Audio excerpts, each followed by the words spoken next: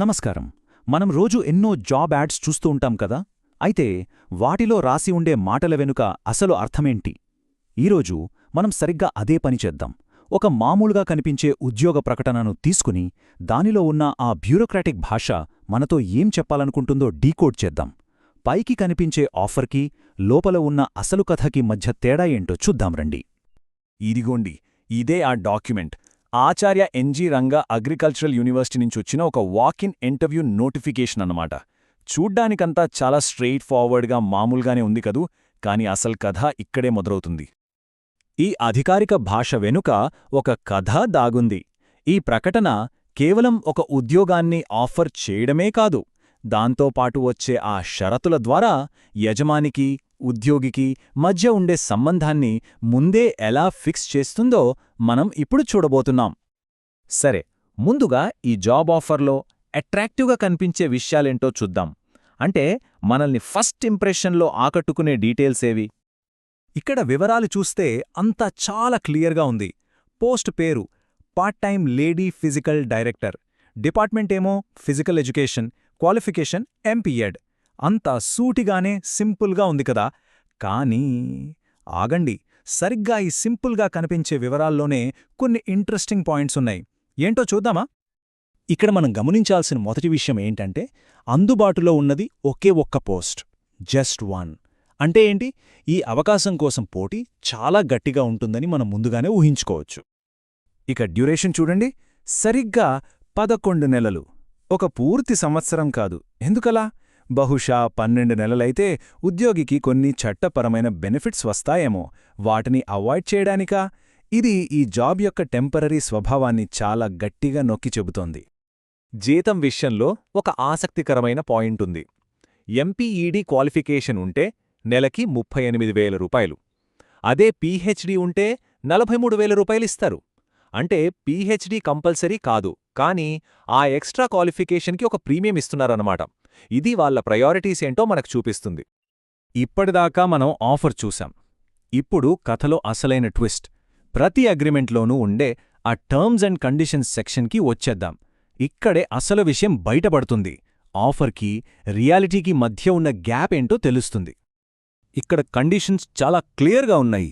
ఈ job purely temporary అని, ఫ్యూచర్లో పర్మనెంట్ చేయమని అడిగే హక్కు లేదని మళ్ళీ చెబుతున్నారు. అంతేకాదు, ఇంటర్వ్యూకి రావడానికయ్యే ప్రయాణ ఖర్చులు, మెడికల్ టెస్ట్ ఖర్చులు, ఇలాంటి ఫైనాన్షియల్ బర్డెన్ అంతా అప్లికెంట్ మీదే. మరి ఒకవేళ ఈ కాంట్రాక్ట్ మధ్యలో ఆగిపోవాల్సొస్తే, అంటే ఉద్యోగి మానేయాలన్నా లేదా యజమాని తీసేయాలన్నా రూల్స్ ఎలా ఉన్నాయి? ఇక్కడే అసలు పవర్ గ్యాప్ మనకు స్పష్టంగా కనిపిస్తుంది. ఈ తేడా చూడండి. ఉద్యోగి మానేయాలనుకుంటే 1 నెల ముందు నోటీస్ ఇవ్వాలి, లేదా 1 నెల జీతం కట్టాలి. కాని అదే యూనివర్సిటీ సైడ్ నుంచి చూస్తే వాళ్లు ఎలాంటి కారణం చెప్పక్కర్లేదు, ఎలాంటి నోటీసు ఇవ్వక్కర్లేదు, ఎప్పుడంటే అప్పుడు ఉద్యోగిని తీసేయొచ్చు. అధికారం ఎటువైపుందో చాలా స్పష్టంగా కనిపిస్తోంది కదా. ఈ వాక్యం చూడండి. ఎప్పుడైనా ముందస్తు నోటీస్ లేకుండా లేదా ఎటువంటి కారణం చూపకుండా రద్దు చెయ్యవచ్చు. ఇది కేవలం ఒక వాక్యం కాదు, ఇది ఉద్యోగికుండే అభద్రతకు ఒక నిలువుటద్దం. అంటే జాబ్ సెక్యూరిటీ అనేది దాదాపుగా 0 అని దీని అర్థం. సరే, ఇప్పుడు ఇంకో ముఖ్యమైన పాయింట్. ఈ మొత్తం డీల్లో ఫైనల్ సే ఎవరిది, పవర్ ఎవరి చేతుల్లో ఉంది? ఈ నిబంధనలు సంస్థ యొక్క పూర్తి కంట్రోల్ని ఎలా చూపిస్తున్నాయో చూద్దాం. ఈ అఫీషియల్ సైన్, సీల్ చూడండి. ఇవి ఏం చేస్తాయంటే, మనం ఇప్పటిదాకా మాట్లాడుకున్న రూల్స్ అన్నిటినీ లీగల్గా బైండింగ్ చేస్తాయి. అంటే ఇవి కేవలం సలహాలు కావు, ఖచ్చితంగా పాటించాల్సిన ఒక ఒప్పందం. ఈ లైన్ చూడండి, సెలక్షన్ కమిటీ నిర్ణయమే అంతిమం, అందరూ కట్టుబడి ఉండాలి. దీని అర్థం చాలా సింపుల్. వాళ్లు తీసుకున్నదే ఫైనల్ డెసిషన్. దాన్ని ప్రశ్నించడానిక్గాని, అపీల్ చేసుకోడానిక్గాని ఎలాంటి అవకాశం లేదు. అంతేనా? ఇంకా ఉంది. యూనివర్సిటీకి ఎప్పుడు కావాలంటే అప్పుడు ఏ కారణం చెప్పకుండా ఇంటర్వ్యూని క్యాన్సిల్ చేసే లేదా పోస్ట్పోన్ చేసే హక్కు కూడా ఉంది.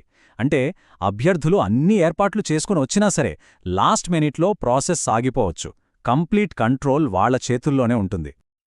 ఓకే, ఇప్పటిదాకా మనం ఈ నోటిఫికేషన్లోని ప్రతి పాయింట్ని విడమర్చి చూసాం. ఇప్పుడు మనం దీన్నుంచి ఏం నేర్చుకున్నాం అంటే, ఈ కాగితం వెనుకున్న అసలు కథ ఏంటో ఒక్కసారి సమరైజ్ చేద్దాం. ఓవరాల్గా చూస్తే ఈ డాక్యుమెంట్ మనకు 4 ముఖ్యమైన విషయాలు చెప్తోంది. 1. యజమానికి ఉద్యోగికి మధ్య పవర్ బ్యాలెన్స్ లేదు. 2. ఈ ఉద్యోగం పూర్తిగా టెంపరరీ. 3. ఫైనాన్షియల్ రిస్క్ అంతా అప్లికెంట్దే. ఇక 4ది ఫైనల్ డెసిషన్ ఎప్పుడూ సంస్థదే. చివరిగా ఒక ప్రశ్నతో ఈ విశ్లేషణను ముగిద్దాం. ఆలోచించండి. ఇది కేవలం ఈ ఒక్క జాబ్ నోటిఫికేషన్ కథ కాదు. మనం ప్రతిరోజూ చూసే, పెద్దగా పట్టించుకోకుండా ఒప్పుకునే ఇలాంటి టర్మ్స్ అండ్ కండిషన్స్ మన ప్రొఫెషనల్ లైఫ్ను, మన హక్కులను సైలెంట్గా ఎలా మారుస్తున్నాయో కదా. దీని గురించి ఆలోచించటం చాలా అవసరం.